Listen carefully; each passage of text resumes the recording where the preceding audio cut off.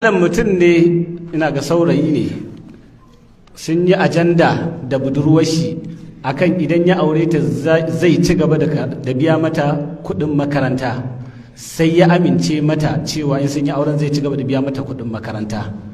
To dama yana da wata matar, ita kuma ɗayar matan sai ta ce ita ma sai ya ba ta kuɗin da zai biya ma waccan kuɗin makarantar tun da zai biya ma kishiyarta.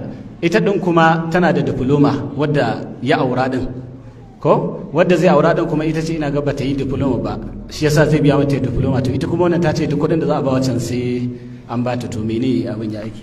Al-mashrutu shartan kal ma'ruf urfan.